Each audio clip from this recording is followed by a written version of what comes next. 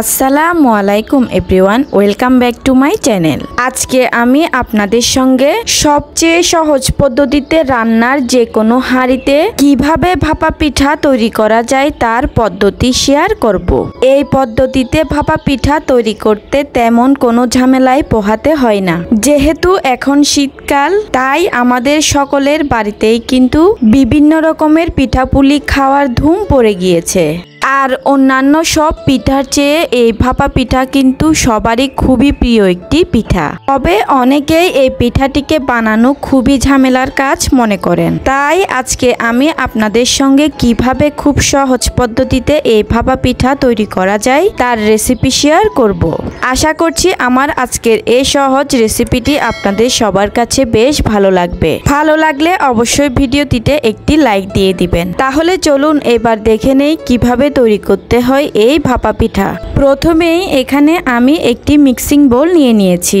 এবার এই মিক্সিং বোলের মধ্যে আমি নিয়ে নিব মেজারমেন্ট কাপের 3 কাপ পরিমাণ শুকনো আতপ চাউলের গুঁড়া। আজকে আমি আপনাদেরকে বাজারের কেনা শুকনো আতপ চাউলের গুঁড়া দিয়ে পারফেক্ট ভাপা পিঠা তৈরি করে দেখাবো। সেজন্য এখানে আমি শুকনো চাউলের গুঁড়াটাই নিয়েছি। তবে আপনারা চাইলে ভেজা চাউলের গুঁড়াটাও নিতে পারেন, সেক্ষেত্রে পানির পরিমাণটা একটু কম ব্যবহার করতে হবে, আর শুকনো চাউলের গুঁড়াতে পানির পরিমাণটা একটু বেশি ব্যবহার করতে হবে। এবার আমি 3 কাপ চাউলের গুঁড়ার জন্য এখানে দিয়ে দিব হাফ টেবিল চামচ পরিমাণ লবণ। হাতের সাহায্যে লবণগুলোকে চাউলের গুঁড়ার সঙ্গে ভালোভাবে মিশিয়ে দিতে হবে। লবণ মিশানো হয়ে যাওয়ার পর এবার এখানে আমি নিয়েছি মেজারমেন্ট কাপের 1 কাপ পরিমাণ নর্মাল পানি। যেহেতু আমার এগুলো শুকনো চাউলের গুঁড়া, তাই আজকে আমার এই টোটাল 1 কাপ পরিমাণ পানি সবগুলোই লাগবে। এবার আমি এই 1 কাপ পরিমাণ পানিকে অল্প অল্প করে এই চাউলের গুঁড়ার সঙ্গে মিশিয়ে দিয়ে চাউলের গুঁড়া তৈরি করে নিব। দেখুন এখানে অল্প অল্প করে আমি পানিগুলো মিশাচ্ছি আর ভালোভাবে হাতের সাহায্যে মেখে নিচ্ছি। পানি অল্প অল্প করে মেশাতে মেশাতে একটা পর্যায়ে দেখবেন চাউলের গুঁড়াগুলো ঠিক এরকম হালকা দলা পাকিয়ে গিয়েছে।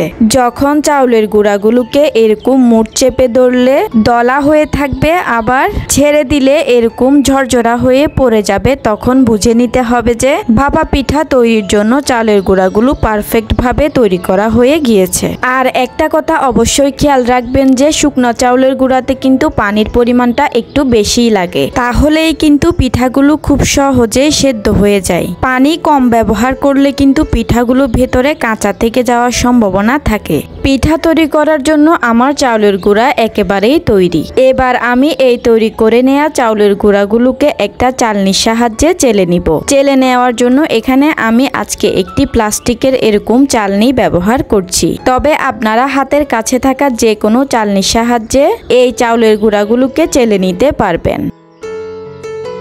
এভাবে করেই আমি সবগুলো চাউলের গুঁড়াকে চেলে নিব।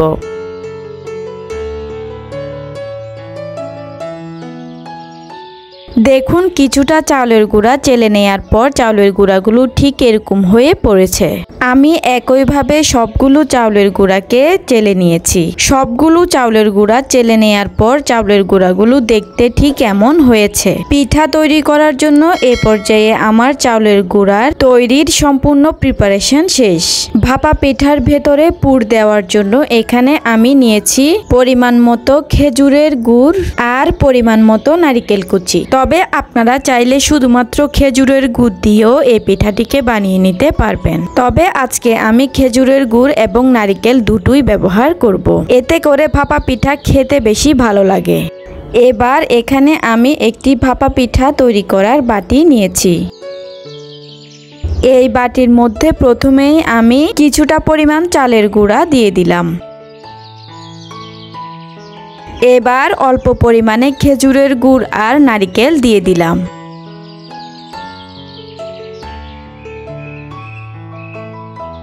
এখন আবারও উপরে চাউলের গুঁড়া দিয়ে হালকা হাতের সাহায্যে হালকাভাবে একটু চেপে দিব। এই পর্যায়ে কিন্তু কোনোভাবেই অতিরিক্ত চাপা যাবে না। হালকাভাবে একটু চেপে চাউলের গুঁড়াগুলোকে সমান করে দিতে হবে।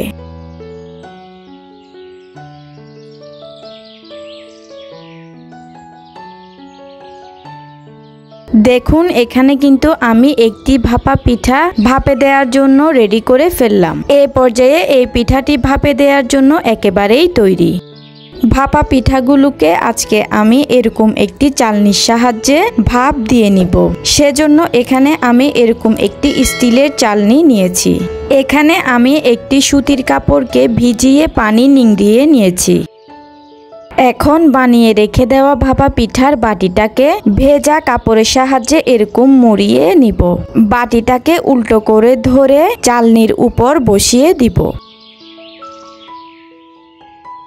এবার বাটিটাকে আলগা করে তুলে নিয়ে পিঠাটিকে এই কাপড়ের সাহায্যে ভালো করে ঢেকে দিব।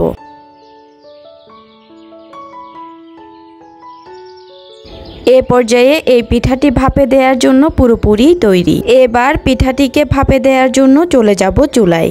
চুলায় এখানে আমি একটি রান্নার হাঁড়ির অর্ধেক পরিমাণ পানি বসিয়ে দিয়েছি। যখন এই পানিগুলো ফুটে উঠবে তখন আমি তৈরি করে রেখে দেওয়া ভাপা পিঠার চালনিটি এই পানির উপরে বসিয়ে দিব।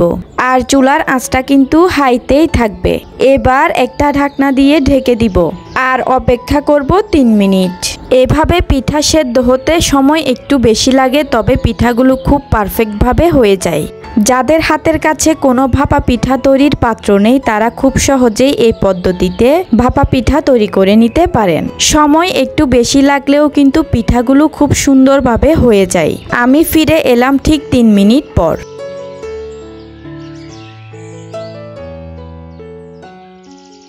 দেখুন আমার পিঠার কালার কিন্তু পরিবর্তন হয়ে গিয়েছে আর পিঠাটি কিন্তু খুব সুন্দরভাবেই হয়ে গিয়েছে।